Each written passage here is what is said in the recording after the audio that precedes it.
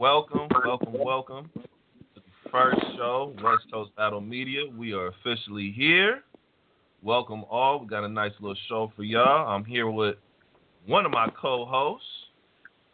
It's winged. Emphasis on the ED. I heard that. And I that think our boy is 347? on. That's Jack? Yeah. Okay.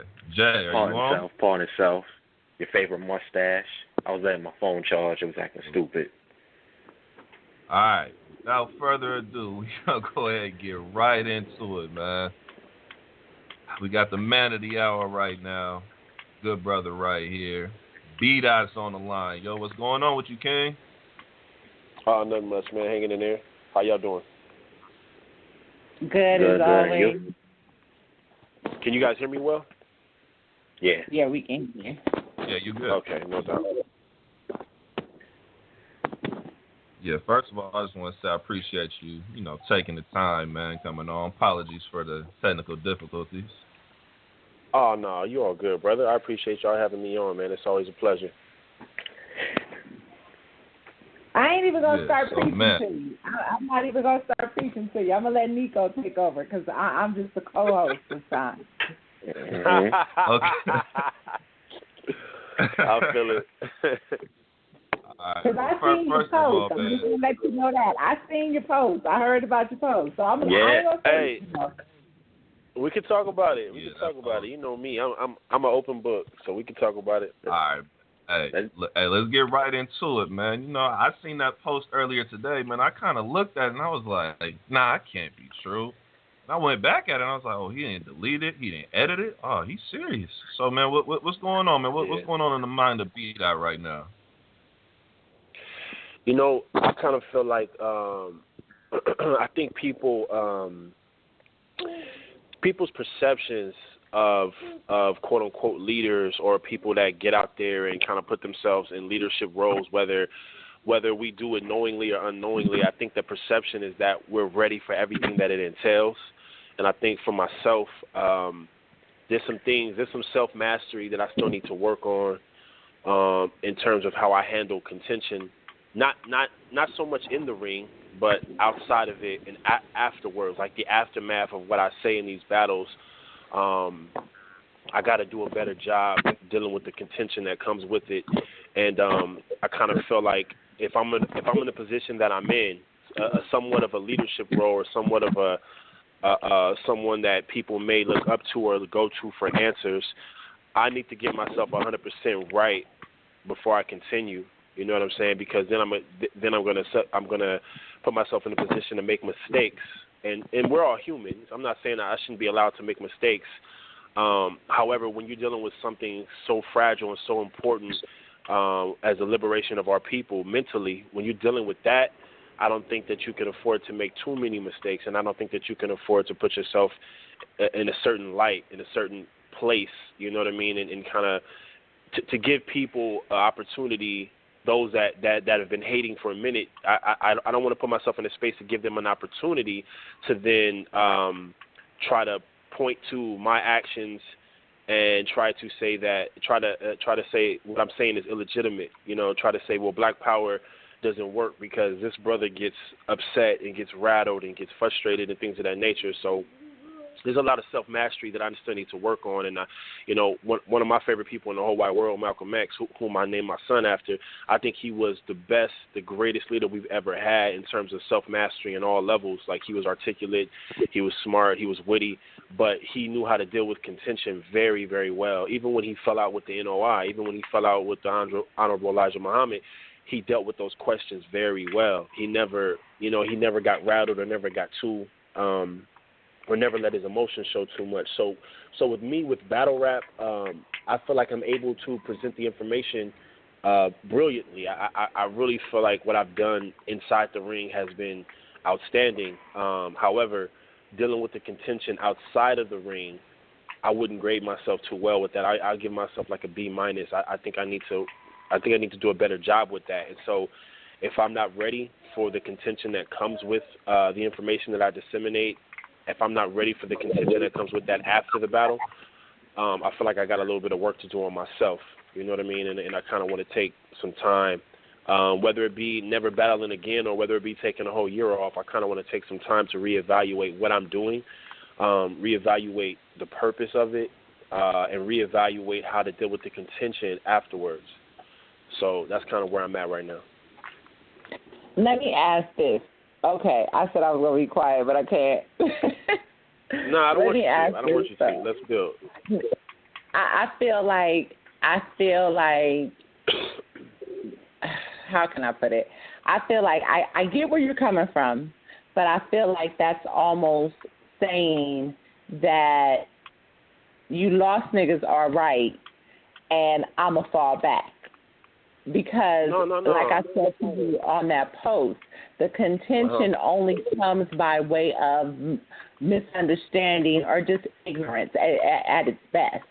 You see what I'm saying?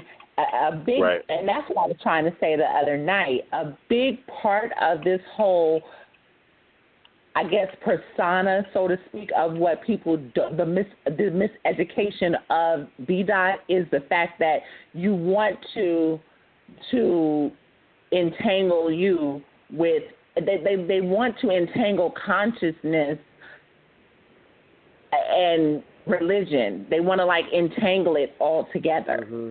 And you can't. That's a fact. Maybe because initially it was you wanted to battle Saga, so it wasn't even about the fact of and the fact that hey, I want you know the way the angle you were going to take. Most people felt okay, he's going to come at his religion. He's what he thinks he knows, whatever the case may be. But consciousness of the mind has nothing to do. That's just knowing who self is.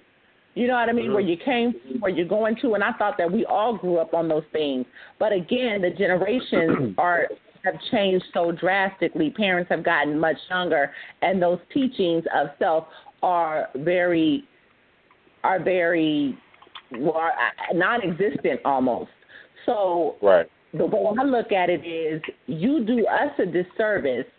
And maybe I'm being a little selfish when I say that, but you do us a disservice by just saying, I'm going to fall back, because the message is so clear.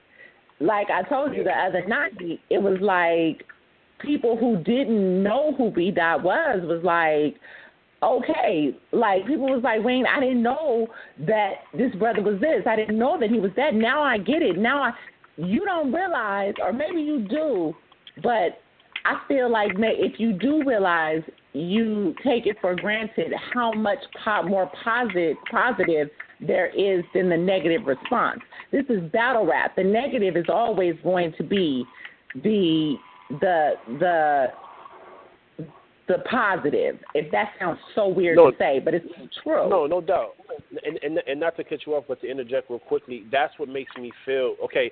If the goal is to plant the seeds of consciousness in people's mind, if that's ultimately the goal, then perhaps I've already reached that goal. You know what I'm saying? Like, I get messages every day from youngsters, little 12, 13, 14, 15-year-olds on my Facebook, on my Instagram, on my Twitter. Yo, B-Dot, I love what you're kicking, man. What books can I read? Where can I get this knowledge from? And I share the information. So for me, that's what I'm struggling with, what you just said, like reaching the people that need to be reached. And then at what point is it, okay, job well done? Because I'm doing that, I'm reaching my goal as far as planting the seeds and everything, and then on top of that, I'm explaining to quote-unquote lost niggas who I am and what this is and what this is about. So I'm dealing with that heavy contention, but I've already reached my goal. So it's like, does the means justify the ends? Like, is it worth it to continue in a genre where after every battle, you guys know this is true, after every battle I do, I'm going to have to deal with this contention after every battle.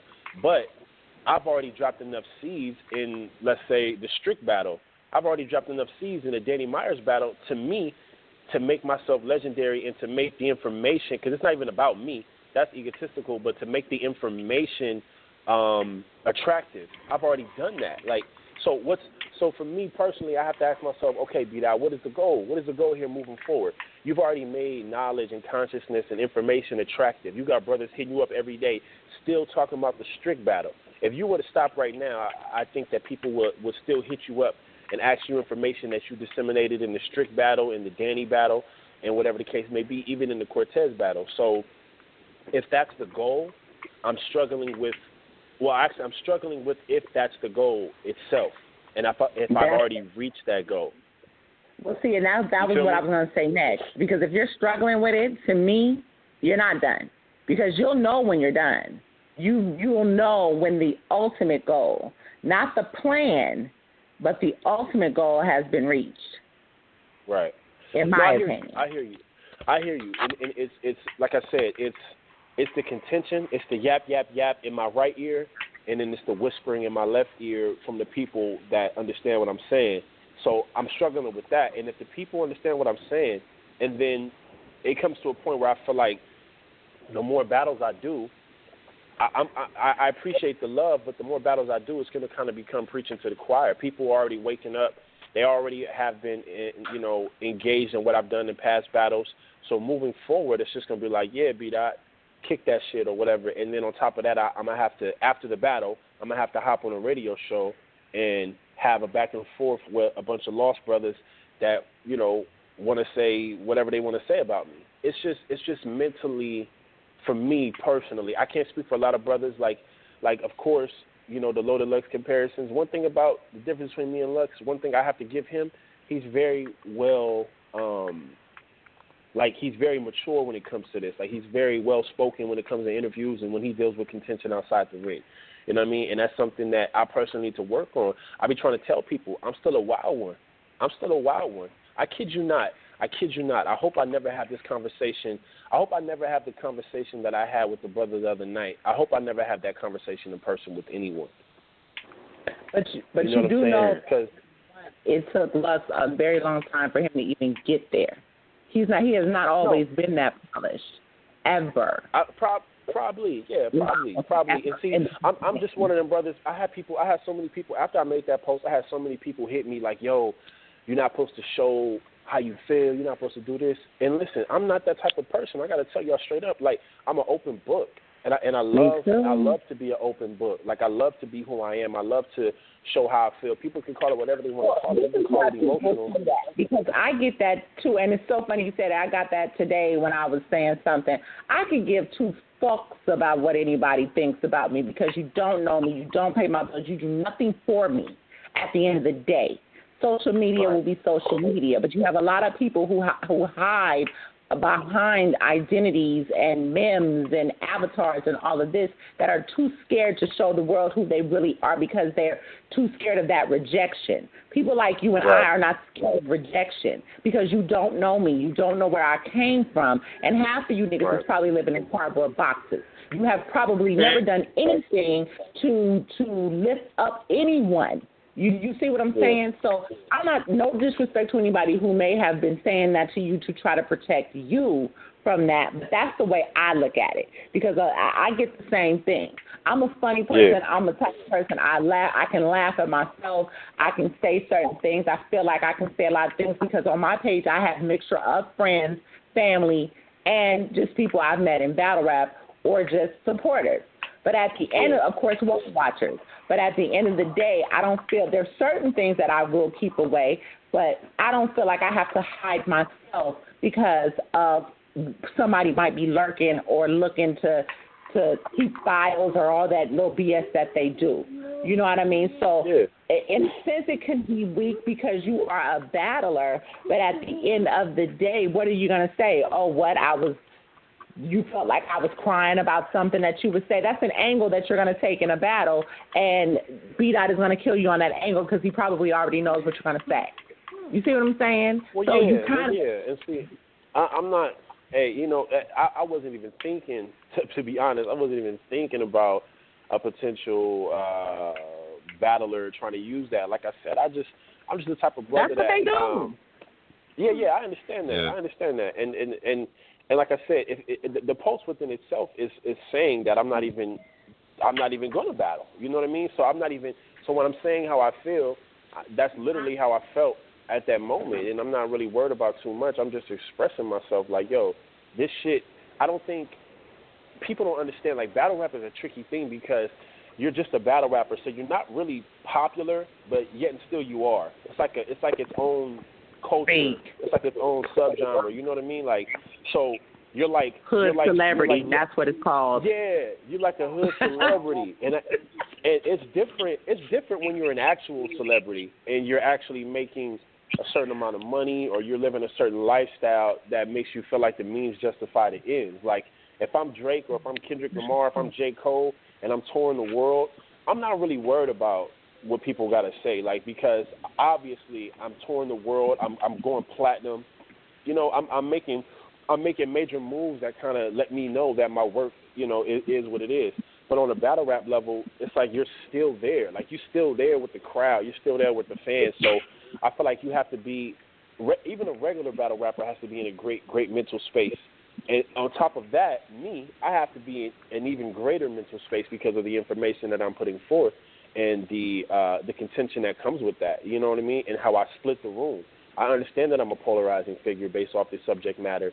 So, like I said, it's just about growth, and it's just about me getting to a place of self-mastery where I can really deal with that contention and still represent my community well, because I don't want to let the community down, and I don't want to let, you know, the RBG movement, the Black Power movement, the conscious community down in that regard. You know what I mean? So I just need to work on a couple things because in terms of the actual battle rap, whether this is arrogant or not, in terms of the actual battle rap, I don't think nobody can mess with me. I just don't see it. I don't see anybody beating me in a battle rap. Like, I just feel like I rap too good. I feel like I'm too smart. I don't see nobody beating me. So that's not the problem. The problem is after I 2-1 or 3-0 somebody, I'm gonna have to deal with all the contention that comes with what I said. You know what I'm saying? I'm not just a Av or Danny Myers or B Magic, where after the battle they're just gonna talk about my punchlines. They're gonna talk about what I'm saying and how deep it is. And so I'm just not the type of person to just let the work, like, okay, boom, the work is there and that's that. I'm the type of person where if you're gonna try to break down who I am and act like you know me and act like you understand what I'm saying and twist the narrative of what I was speaking upon, I just gotta engage in that, and I gotta hop back in there and then have another battle after the battle. You know what I'm saying? And that's something that I need to work on, because in the future, if I do battle again, that's something that I need to be able not to do. Like, I need to be able to just say, it is what it is. People not gonna like what I have to say, and that's that. And I need to just leave it at that. So right now, at this moment, man, I just really want to focus on my music. I want to focus on writing my books. I want to focus on a bunch of, I'm involved with like 2 or 3 nonprofit organizations that we trying to get up and running. So I just want to focus on things that I feel matter more than the contention that I have to deal with from battle rap.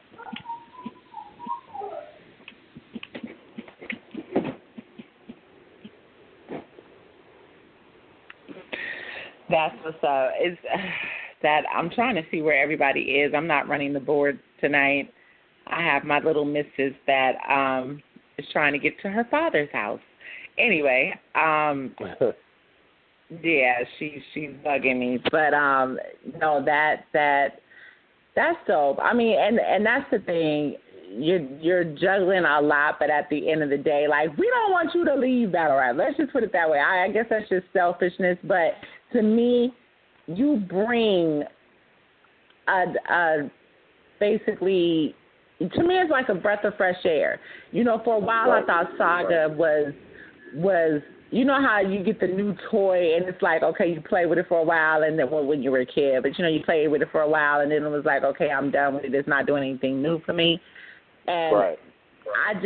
I've never been the gritty, grimy, whatever, because like we were saying the other night, it's like, to me, this is like battle rap theater, because I felt like if half of these fools was doing what they was really doing, you're dry snitching on yourself, and most of y'all would be locked up forever. So you can't, I'm not saying that nobody has been in that lifestyle or been around that lifestyle. Hell, I've been around that lifestyle, but at the end of the day, I can't claim it as my own. I wouldn't claim it as my own. You see what I'm saying? So I just feel like, yeah, it's more so about the lyrical combat of it all, the level of competition. Yeah. When you can only hear so many gun bars. You feel me? But you can never hear enough substance. And that's my thing. We have too many it's like saturated with niggas doing the same thing over and over and over. So you coming into the game, there's not a whole lot of people you can say are top anglers or can win battles just off of an angle and being able to put some substance along other material along to it with it and make for a dope ass battle. And that's what you've been giving us. Consistency in that.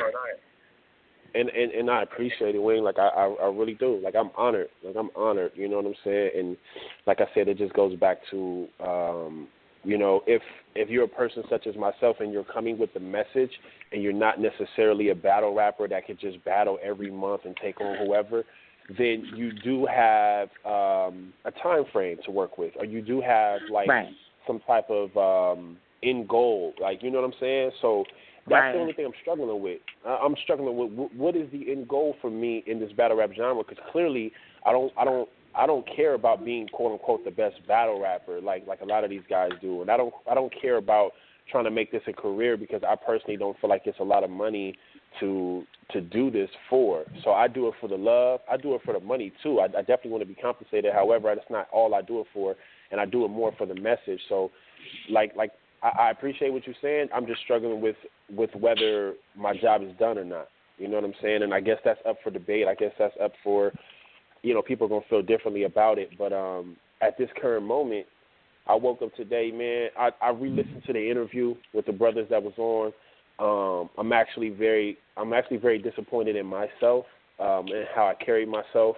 And it just reminded me, like, yo, you gotta stop, bro. Like, you just gotta stop. Be that, like, this ain't what it's about. Like, arguing with people that can't even break down, you know, what you believe in. People saying vague things like, "Oh, you just about black empowerment," but can't even tell me exactly what school of thought I come from or what my purpose is. It's just a big waste of time and a waste of energy. So I'm just in this space right now. You know what I mean? I can't say how I will feel 6 months from now or a year from now, but I'm just in a space right now where I feel very accomplished with what I've done and what I put forth, and I don't really see no reason, you know. Like the names that's out there for me right now is the two battles that I have like almost lined up, or that I had almost lined up was Jonai and Big Cannon, and I just don't, you know, like right now I just don't. I don't know. Like, I don't know if that's part of the plan. Go ahead. I wouldn't mind seeing you in sync, but the whole thing, like you said, is your message across. You got to think about it. It's battle rap fans coming in here every day, and they don't know who you are. So it's like maybe, you know, you got to keep going to get the message to them too. And you might get a big fan like Busta Rhymes or somebody who might like, okay, you know what, this dude is dope. Maybe I might give him a bigger platform. So it's like your work is still cut out for you. You might feel something, but you might be a big inspiration to somebody else that you haven't touched yet. So yeah, perhaps. I don't know. Yeah, perhaps. No, I hear you. I definitely hear that aspect of it too. I mean, somebody told me that today as well. You know, but like I said, man. I don't know. It's just the contention that comes with it, man. I don't know too many dudes outside of maybe the top tier guys. I don't know too many dudes that have to deal with it on the level that I have to deal with it, and not to whine about it. Like I'm cut to deal with contention. Like I'm cut for that. Like I'm cut from that cloth. However, it's like it's just continuous to the point where after every battle, I just feel like, yo, so what did I just do all that for? Like, did you not like when the brothers was online yesterday and the other brother, Omega, whomever, he said that I condemn people in the streets, and I condemn Danny Myers for doing what he had to do to make that $12K to give to Rex. I'm very confused because I never said anything about how he had to make the $12K to give to Rex. I've never condemned anybody in the battle and say, oh, you a drug dealer, whoop-de-whoop-de-whoop. Although I do condemn drug dealing very heavily, I wouldn't do it in the battle because unless I was able to properly articulate myself, then I wouldn't do it. Like I wouldn't just condemn gangbanging in a battle unless I was able to properly articulate myself to a point where you understand thoroughly my disposition on the matter. You know what I mean? Because these are layered topics. You know, what happens in the inner city to our people, whether it be gangbanging or drug dealing or drug abuse and drug addiction, these are layered topics that deserve thorough analyzation. You know what I mean? You can't just talk about those things and just skim over them. So I just feel like people don't listen. People don't really listen to what I be saying, and so then I have to deal with the contention and then break it down, and it's just exhausting, man. Like, you know, if you go battle rap, let's just battle rap. I just want to rap, and then once you can break down what I say in the rap, I shouldn't have to go after every battle and cover what I said thoroughly for people, unless it's coming from people like y'all that are actually interested and that just missed something and just want to say, hey, B-Dot, when you said this and this about COINTELPRO, what did you mean? Like, that's dope. That's teaching. That's part of what I want to do in my life in general. I want to be a teacher. So in that regard, I'm cool with that. But the contention, like the whole, oh, you don't know what you're talking, like when people try to tell me I don't know what I'm talking about and then I have to divulge into the information, like that's just the frustrating part, man. And maybe it's something that I'll grow to deal with better. And like I said, maybe when I start to master self a little better in those regards, in that aspect, I'll be way better at that and I'll be completely solidified across the board. But, you know, when you quote-unquote conscious, like we all are on the line, I feel like we all aware and conscious, everybody that's on the line. When you conscious, it's a journey.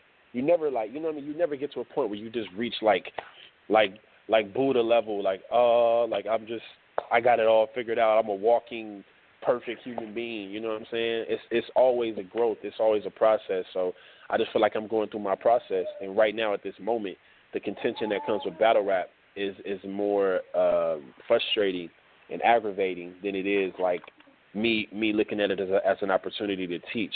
You know what I mean? So I'm just struggling with that right now. And I'm an open book, and a lot of brothers probably wouldn't talk like this because I'm not afraid to talk like this and then, I don't know, a year from now hop back in the battle.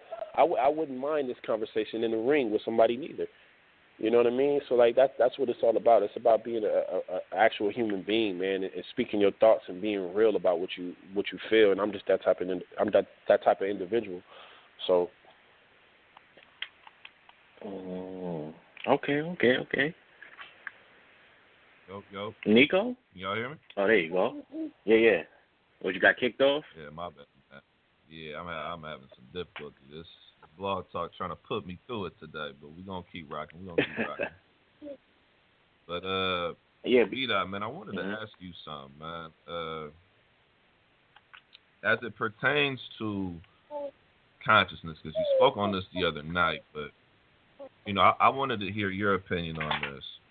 So for those who do walk that conscious lifestyle and who do have a mindset that's enlightened, when it comes to the balance that it's going to take when you talk about somebody who's still in the street life or somebody who's still struggling with doing other things, how do you yourself find that balance where you're able to balance what you grew up in and balance that lifestyle and also balance the fact that you are somebody who's changed and has a different mindset than what you did? Yeah, the way I look at it is like when you come into consciousness, you learn certain things that if you say you're conscious or aware of these things, it's going to make you not make that decision. You know what I'm saying? So it's kind of like if you're conscious and you're still involved with the street life, like all you got to do is learn about the 13th Amendment. All you got to do is watch that documentary joint on Netflix called 13, and then you'll say to yourself, wow, the system is designed for me to fail. So since I'm aware of this, why would I participate in illegal activities when that's what they want me to do? You know what I mean?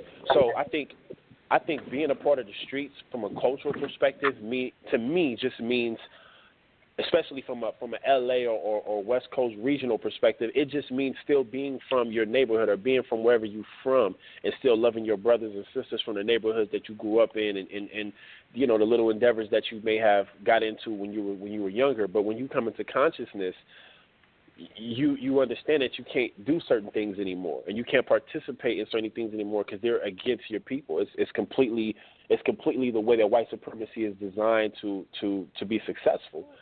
So being still in the streets, to me, from a conscious perspective, all it means is that you're still cool with the people you grew up with, and you still can come around and hang out. And when you do come around and hang out, you try to drop seeds and drop knowledge. I don't think that I hope people don't get it misconstrued and think that what the point of it is that you can be conscious and then you can still be in the streets like selling dope. Like, that's not what it is. You know what I'm saying? Because you understand who brought dope into the environment if you're conscious. You understand Reaganomics if you're conscious.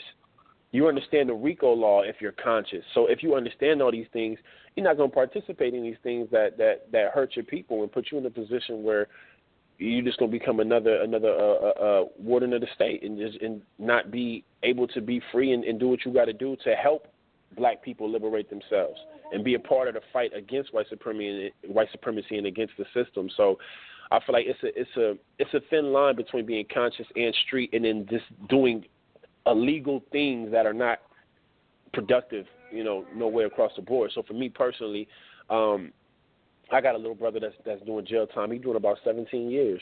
You know what I mean? And I got people that's still involved in the system. All my big homies, all my big uncles and big homies that I grew up with is all doing life, for a alleged murder charge or whatever the case may be. So I feel like my job, you feel me? So I feel like my job, being part of that environment, my job is to be able to connect the people that may go down that same road to consciousness and allow them and allow myself to still be who I am. Like, I'm never going to turn my back on who I am and all those experiences that I had coming up. Like, I think you just got to tie the two together, but still you can't go against consciousness to be street. You know what I'm saying? You can't like the brothers was making comments the other night, like wearing different hats. It's not about wearing different hats. I'm not saying be conscious on Friday, but then during the weekend go out there and gangbang and shoot somebody and sell some dope. That's not what being street or being from the street culture and still being conscious is. You know what I mean? A lot of brothers, I don't know if people are aware, but Brother Polite is still street. You know what I mean? Brother Polite is from a Crip set in Brooklyn. And when I sometimes I go to his crib and he got his Crip homies from Brooklyn that he flew in that's just chilling on the couch. Banged out, you know what I'm saying? Banged out Crip brothers. But they there to get enlightenment. They there to better themselves. Polite also went out to Baltimore. He's going out to different cities, and he's connecting with the gangs in the neighborhoods and having them do positive things like give out food for the homeless and different things. So that's the way you be conscious and street. You don't turn your back on the streets. You just go back to the streets, and you just still make yourself accessible. You still make yourself part of that environment to where they don't feel like you come in there to condemn them and be pretentious and everything, and they feel like you're still a part of them, and they could potentially grow to be the type of person you are. You got to make that connection. You can never turn your back on the streets. So that's my take on that. Okay. Yeah, What's your take on what is, I can't remember. I think it's Tariq something. I can't remember his last name. Yeah, what's your take on him? I think he's an interesting brother. What I try to do, man, I tell people this all the time about our leaders. Even myself, if people want to consider me a leader or whatever the case may be, I tell people all the time, don't have a leader. Don't fall in love with somebody's ego or personality. Fall in love with the message. So that's a prime example with that brother Tariq Nasheed, because he does a lot of other stuff for entertainment purposes and in means of financial gain. So it's kind of like you get everything tangled up when you view the brother and when you look at him in totality. But for me personally, I just appreciate what he puts forth. I appreciate the Hidden Colors documentaries 1, 2, and 3, and 4. I appreciate all the hard work he put into the Hidden Colors documentaries and different things that he tries to put forth. But he does some things I don't agree with, and whatever the case may be. But that's the problem. I would never fall in love with the personality like a lot of people do, because once you fall in love with the ego and the personality of the supposed leader, then you feel like everything he says is now illegitimate. Right. Everything he says is now tainted because his character, because he showed a character flaw or whatever. So, me personally, man, I got nothing but love for the brother. I don't agree with everything he does, but I do appreciate his work and what he's put forth. Yeah, the reason why I asked you that is because there's a lot of people who saying the conscious community is becoming more entertainment. So yeah, and that's and I agree with you. That's the ego. I mean, we just seen what happened with Dr. Umar and Sarah Soon Seti. You know, they got into a little scuffle. I'm not sure if you guys are familiar with that, but very aware. I think, yeah, very aware, right? That's what happens with the ego, and that's something I even have to catch within myself. A lot of us brothers that come from nothing, we gotta think about it. Like, we come from nothing. We come from, impoverished situations, and then we get to a level of supposed success or people idolizing us and looking up to us, and that takes a lot of self-mastery to not let your ego take over. So I think a lot of these brothers, they're able to go out and lecture and sell out venues and have 300 to 400 people in attendance to hear them speak. Like, that's a powerful thing. That's an empowering thing. And I think a lot of these brothers let their ego get to them a little bit. And even myself, I have to catch myself with this battle rap stuff. Like, the fact that you guys even want me on the line right now, it's honoring. You know what I mean? It's like, wow, people actually care about what I have to say and respect what I have to say and things of that nature. So for some people, it can get out of hand with their ego. And I feel like a lot of these brothers in the conscious community that are our supposed leaders, they're letting their ego kind of run wild. And at the same time, it's hard to condemn them for that because we all are human. We all going to have our ups and downs. So I never turn my back on people. I try to just find the good in every situation, and especially with these brothers that I call somewhat our leaders, or at least the people that are out in the forefront for the conscious community, Dr. Umar Johnson, Brother Polite, Sarasu Seti, Tariq Nasheed, and a list of other brothers that have had questionable things happen in their life to where we question their information as well. I feel like instead of questioning their information and instead of questioning their personality, just deal with the information that they put forth that's very tangible and relevant to our daily lives, that can be applicable to our daily lives. So I just try to take the information from the brothers and see where I can apply it, and that's that. If the brothers get into some nonsense, you got to let, hey, we are human beings, man, so you got to let that play out how it's supposed to play out. But I still think that all those brothers is powerful brothers that we still need to listen when they put forth great information. Deep. Let me introduce myself. Excuse me. This is Brother Greg. You feel what I'm saying? I was on the line with y'all the other night on Wing and Friends, aka Gladys. No doubt. What's up, Brother Greg?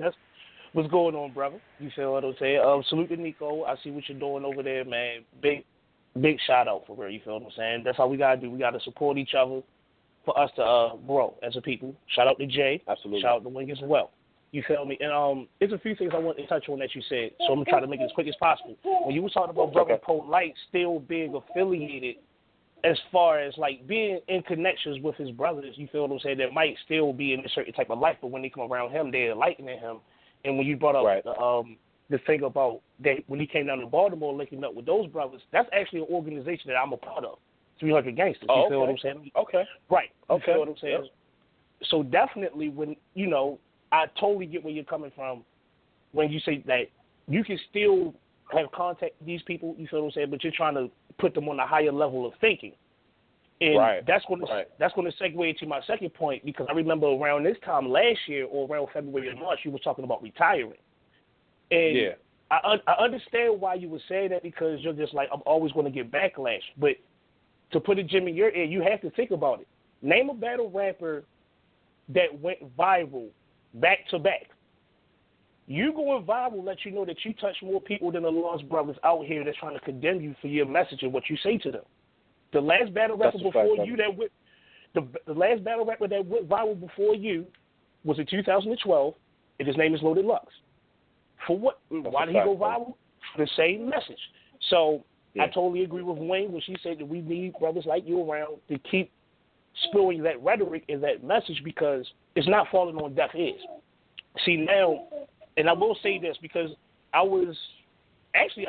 totally love the conversation that y'all had, because I love the angle that you came with, and honestly, that was a 3-0 in my opinion. No disrespect to the DMV brothers.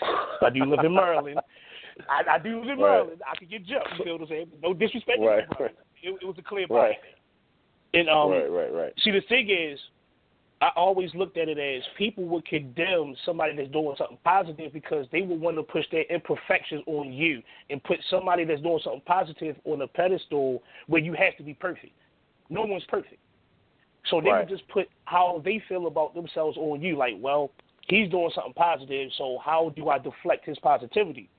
I'm just going to look at all the bad he's doing. Yeah. If the bad is only 10%, but the good is 90%, then I would just ignore those brothers. You feel what I'm saying? Just push it to the side. Yeah, So no, you're right. You're right.